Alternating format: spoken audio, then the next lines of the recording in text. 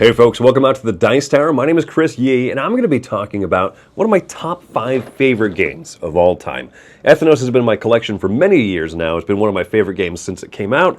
It's one that I adore. And a new edition has come out, Ethnos 2nd edition from CMON, which is in addition to last year or the year before, Archeos Society coming out, built with the same engine and featuring tracks instead of area majority. Well, the area majority's back. All of the Ethnos traps and everything are back. So I'm going to show you some of the physical component differences between the first and the second edition. And I'm also going to talk about my thoughts across all 3 editions here. If you want more of just a review of the second edition, we have that as its own separate video, so go watch that. This is going to really jump into some granular detail as I compare them. So let's go ahead and get started.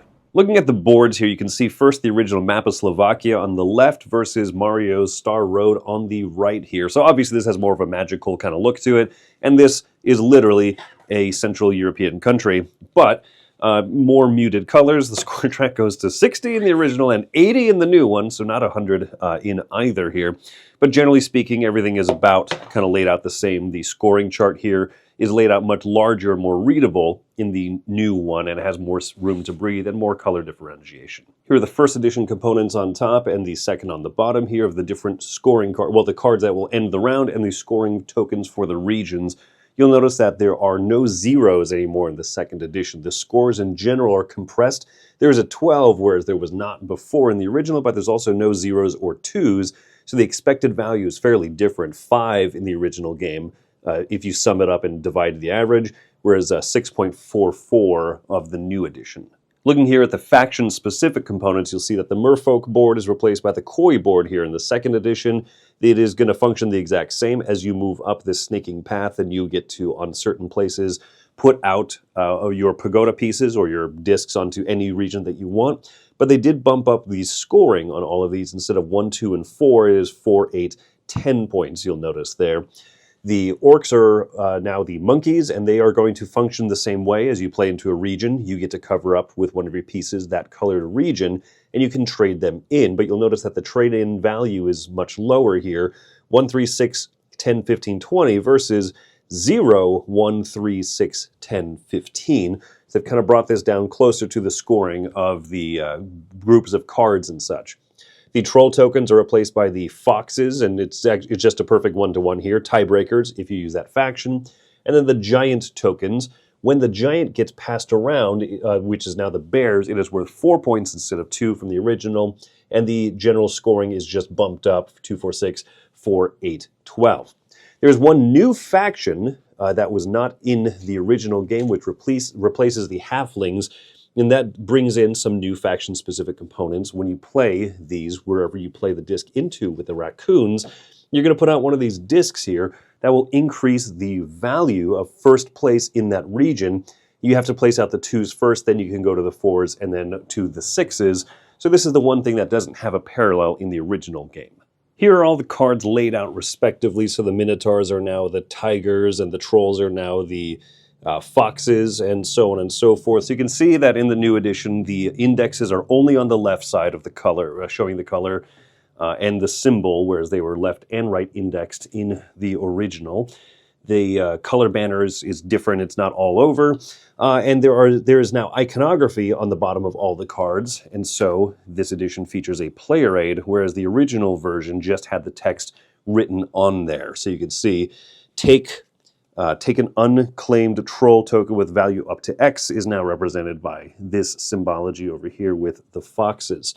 One thing that's also different is that based on the color in the original, all of the art was still the same, so the trolls all look the same with a different color border, whereas in the new version, the actual illustrations are different based on the suit. So the 2 white fox cards are the same. However, the art amongst all of them is going to be different. I find that this actually makes it more difficult to tell at a quick glance what the different suits are that are out there. For example, with the bears, they are fairly different amongst each other to tell that they are bears at a quick glance. 2 notes of particular frustration to me as someone who's played the first edition a lot. In the new edition, the ravens here do not have the same ability as the wingfolk, to the point where I explained this ability wrong in the overview of the actual review that we did. These have the same ability as the wizards. And I get that they're trying to make them a little mythical looking here in their illustration. It is actually the deers who have the ability to place anywhere on the board the way the wing folk do in the original. And it's just something that trips me up every single time that I play. Now, that is because of my overfamiliarity with the first edition. However, one of the factions here, the skeletons from the first edition, have no color. They can be played with any set, but then they go away before scoring. These are represented here by the dogs in the new edition. That's what the symbology down here means. However, they have a banner which is a teal color, which is different from any other color in the actual regions that they apply to. However, this looks more like a specific region's color than the colorless or brown outline of the skeletons. The tokens from the original game were just these discs with these vaguely tribal-looking print on them, and they stacked up, and they were okay, but at a certain height, they tended to be a little more fragile, whereas the pagodas here have a great sculpt to them. I love the detail in that, and they do stack fine in any of the directions, and they will be a little bit more sturdy.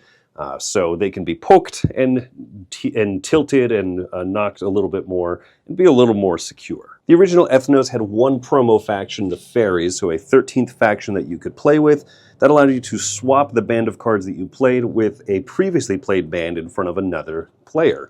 And so that is going to be replaced in the promo box that I don't know the general availability of for 2nd edition with the moles. The moles are going to have the exact same ability, no changes there. As I mentioned, the halflings are replaced here. The opossums are a second promo faction that comes in that box of 4 of them. Player right here explaining all of these. The cats here are going to allow you to take a card. You fill up a bunch of cards into the display, and then you take a few of them. And then this one here is the platypus faction, which is going to function much like the koi or the merfolk, where you advance along this track here, but instead of placing more of your pagodas or your tokens, you're actually going to move them from region to region.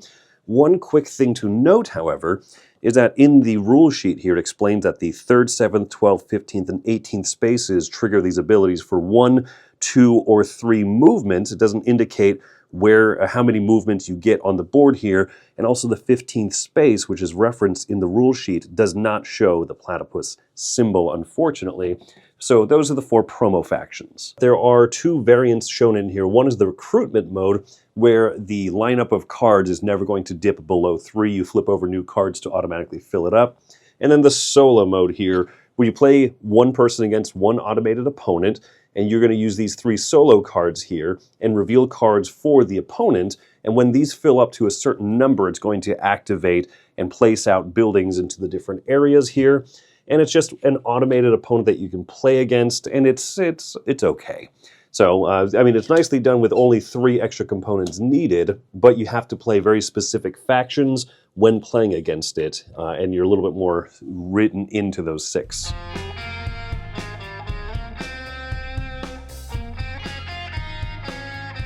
It can be a bit of a double-edged sword when one of your favorite games comes back into print with new artwork and changes and everything. I will say, as much as I love the original Ethnos, and I actually do really enjoy John Howe's artwork, I know that it's divisive. But more so, I can really tell that the original Ethnos was a game whose visual presentation was always at odds with itself. The bright neon tokens, the cards with kind of those ugly but blunt card banners, the artwork, none of the things really seemed to almost come from the same game. And Ethnos 2nd edition here definitely does have a more overall cohesive look to it. Whether or not you like anthropomorphic animals, I can't really help you with that. Some people don't like fantasy artwork, the generic fantasy artwork that John Howe basically created, and some people don't like generic anthropomorphic animals, right? But I think that overall, the visual presentation and in some aspects of the production are improved here. I do like those pagodas a lot. Nice detail, nice sculpts and everything. However, I do feel like a lot of the changes to this 2nd edition are negatives for me, but I'm going to preface this by saying that I think it's because I am a huge and longtime fan, very, very familiar with the 1st edition of the game. I didn't necessarily love the changes that Archeos Society made to the system either. Same card play, however, they changed from text on the cards to iconography. I know there's huge benefits to having language-independent cards. I think that both the iconography that Archeos Society, the kind of middle edition, and Ethnos' 2nd editions those icons are not very clear. This is coming from someone who knows the game very well. I know all the factions in and out. You can say wizards or wingfolk or merfolk or whatever, and I know exactly what those do. And I still struggle with the icons here, at least but at least half of them. I can't tell the difference. When is this the one that adds +1 to the number of cards for scoring versus for placing out tokens and stuff? I think that that's going to be a mistake here. Now, these are small mistakes because they have a player aid. You can look it up. I think that it's also not a great thing that the illustrations on the cards amongst all the tigers, amongst the bears or the owls are different based on the different colors, right? The green owl looks different from the white region owl, looks different from the blue region owl. That is going to be an issue when there's a lot of cards face out on the table and you are quickly trying to draw cards in this game, right? Boom, add to hand. I've multiple times had people playing this who a few turns later go, I grabbed a few of the wrong cards. These two are not the same faction. I couldn't tell because the illustrations don't serve as a good, quick, easy reference. That's a win for first edition for me, having the text on the cards, having the factions explained, having the factions look all the same. You know, say what you will about the artwork, you could always tell which one was a troll. You never had questions about that versus, is that a red panda? Is that a red fox? What is going on? Is that a bear or is that an owl? That's not a question you should have to ask in a game. So these are small things. However, one of the strengths of Ethnos to me is the fact that it's a very teachable game. It's a game I love teaching to people who have never played it before. And so anything that you do to slow down or confuse someone who's being onboarded to a game for the first time is a negative. This is a game that should be flowing incredibly smooth. And instead, there's more times where people have to kind of stop. Let me look at my player aid. Where's that faction? It's on the other side. Hold on. Sorry. Let me grab a card. That's only a few seconds longer than the turn would otherwise be, but this is a game that has a lot of small and quick turns, so extending each of those is going to make for a less of a smooth and pleasant experience overall. So I think that the card layout, I really have some gripes. The fact that many of the factions' icons are the same color, hexagon, in the little index there, and they look similar to each other. Once again, the number of times people who have drawn a card and try to play a set and they say, wait a minute, there are two different factions on here because there's 3 factions that have orange icons in the index. There's 2 factions that have green icons in the index. These are all bad choices that CMON should not have flubbed when making a second edition of a game that already existed. The dogs having that teal color banner, right? The black banner cards fading to kind of a gray color, and the fact that there's no black area on the board, there's only a purple area, has led to multiple people trying to play a band of black cards and trying to place their pagoda in the white region because they assume that the black banner transitioning up to the top to gray must be associated with the white region, because why would it be purple? Why would it be purple after all? A lot of these things that if you play with the same game group, you'll work past them, right? But if you're teaching this to a lot of people, you're going to see people make the same mistakes time after time, as I have already seen myself. So those are like the physical component changes I think have been for the worse. I do like the pagodas. I think that the look, the idea of the whole cohesive look is an improvement. In terms of the scoring, I do like that some of the sideboards and the side characters, like the Giants token or the Bears token now, the Merfolk track, which changed to the Koi track, I do appreciate that those things, those little mini games, are worth more points. One of the complaints was that the cards, the groups of cards that you play out, are a little bit overpowered in the first edition. In Archeos Society, they tried lowering the point values that those are for. In Ethnos 2nd edition, it's back to the original scoring, but the region tokens are all worth more points. The side faction boards are all worth more points. I think that might be a good way to do it, but I do miss the fact that there were 0 and 2 point regions in the original game. I like that very blunt visual. When you look at the purple region in the setup, you go, it's worth 0 points the first round, 2 points the second round, and 10 points at the end.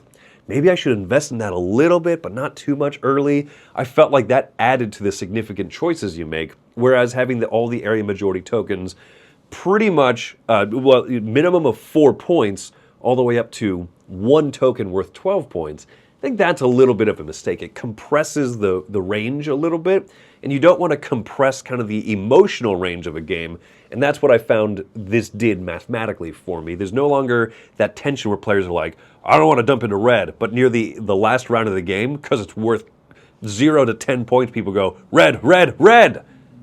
I like that. I love seeing that in games, and I feel like in second edition, the compression of points doesn't work for me.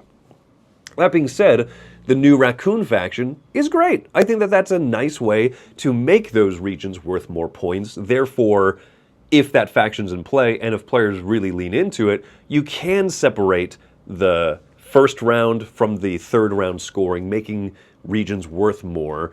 And I think that is a nice way to do it. So, yeah, I mean, I'm glad that that's in there. But the games where you don't play with that faction in there, it's felt a little bit more. I notice it. But I think a lot of players, especially new players, won't. That's more of a carryover feeling that I have from the first edition. Now let's talk about some of the variants in here, right? So in Archeos Society, the biggest change up obviously was that game was about tracks. I'm very happy that the area majority is back in this. And Archeos Society did introduce one variant that I love. I really enjoy that when the face-up display of cards is gone, in the original Ethnos, you draw one card at a time from the top of the deck. In Archeos Society, you draw 2 cards. That's a very easy rule to implement. It's one extra little thing to teach, but I feel like that the payoff for that little extra teach and that reminder is so juicy because players are sitting there drawing 2 cards, worried about summoning that dragon, revealing that, in our case, it was the golden monkey idol. And I just think that tension is so good. It kind of ramps up that end of round tension. I think that's a great way to do it. It's a simple rule. It speeds up the game, if anything. Whereas there's a recruitment variant in Ethnos 2nd Edition where you always have at least 3 cards face up in the display. So you always have more choices of what to draw. As that market dwindles down, once you draw a card and reduce it to 2 face-up cards, you then have to remember to take the top of the deck and flip it face up, so there's at least 3 out there. I find that people often forget to do this, whether they're experienced Ethnos players or not, because it is kind of a rules difference. I think it's a great hook in Ethnos that you don't refill the market when you take a card from it. You're just dwindling the options for other players, once again ramping up that tension of when do you play, when do you put new fresh cards out there in the market. And so, because players are forgetting to refill the market, you have to remind them, and it takes a little second to do it, and then players are sitting there looking at the 3 options. It never kind of goes down to that speed up, ramp up point. Once again, turns take a little bit longer. One of my complaints from earlier with the icons instead of text, with the fact that there's different art for all the dogs and the different owls, and so people don't have that quick, instant recall when they look out there. I think that that's a problem, right? Anything that slows this game down from having lightning quick turns to only having sort of quick turns, that slows down and sludges up the experience. Once again, something I'm carrying over from being a longtime fan of the first edition, but I don't like this recruitment variant. I don't think it's as smooth. I think it gives players a little bit extra in terms of choices, but I don't find the juice to be worth the squeeze. And lastly, let's talk about the solo mode. I think that the solo mode in Ethnos 2nd Edition does not feel robust. It doesn't feel very fun in the fact that you're told you can only use 6 of the factions. Those are the only 6 approved for the solo mode. And I get why, because you have to sit there and kind of write a logic for all of them, and onboarding people saying, hey, here's 12 different pieces of logic that you have to follow depending on the mix that you're throwing in there. Gosh, it would be like taking away the great cards that have all the text written on them and putting icons and giving them a 2-sided player rate that they have to flip over and over. I get that that would be mildly unpleasant, wouldn't it? So, but the solo mode also is it kind of asks you to upkeep a decent amount. You're taking longer turns for the bot player than you are for yourself, and that's a ratio I don't love running in my solo games, right? I want to feel like I'm playing more and upkeeping less, and while it's fairly close, it's just not as zippy for me. I need Ethnos to be a zippy game, I think is kind of where I'm coming at it from. So you don't get to use half the content or the promo factions. You don't get to use some of the, you don't get to play as much as you are running the solo mode. So I think that's actually one of the weakest points. If you're looking at this for a solo gamer's perspective, I don't think this is a great solo game, at least not the mode that's in here. So that's my overall thoughts on 2nd Edition. It's a game that I still love. I want to make it perfectly clear, I would play Archeos Society, I would play Ethnos 2nd Edition, but my preference lies with Ethnos first. That being said, Ethnos 1st Edition never got expansions. It got one extra faction as a hard-to-find promo. This already has 4 more factions in it, one of which was the original faction that was pulled out in lieu for the raccoons, but that's already a little bit more support. If Ethnos 2nd gets expansions, I might consider adding this one to my collection. I still don't even know if I would replace my 1st edition. I might make room on the shelf for both, because I still really do love what the 1st edition offers me, and it could be nostalgia talking. Keep that in mind when you listen to reviewers. I'm human, and I've got my little foibles and everything. I do like this game. I do love this game, actually. I think it has some production flubs that I would really wish that they would fix. That being said, if they put out some expansion content, 10 new factions, 12 new factions, I would play all of them. I'm very excited about that. And so I do hope that this sells well enough for CMON to support it more this time. So if you're looking for a great game, yeah, I do think Ethnos is a great game. Would I recommend that you buy the 2nd edition? Yes, because it's what's out there. And I think if you can get past those flubs and those production mistakes, you've got a great game on your hands. But where's my preference? Still with the 1st. So I hope that that's helpful. Thank you for sticking around watching this video where I ramble in a lot of detail about these games. Like I said, if you haven't watched the review, go ahead and watch the review as well so you can really get my thoughts on just the game itself and everything. But I think that hopefully that was helpful. If it was, please give this video a like. Subscribe to the channel. We don't really ask this too often, but it really does help us out. We're people here, and so anything you can do to help us out is appreciated. Thanks everybody for coming out to this video. My name is Chris Yee. Have yourselves a great day. Hey everybody, thanks for watching another video from the Dice Tower. Hey, you want to learn more about us, communicate with us? We have a Facebook group, we have a Discord channel, lots of different ways to get involved with the Dice Tower. You can find that in our Linktree link below. So just click that, it will take you and you can communicate with us on Facebook, join our Facebook groups. There's lots of cool things that you can find and become part of the Dice Tower. Thanks so much for watching. I'm Tom Bassett.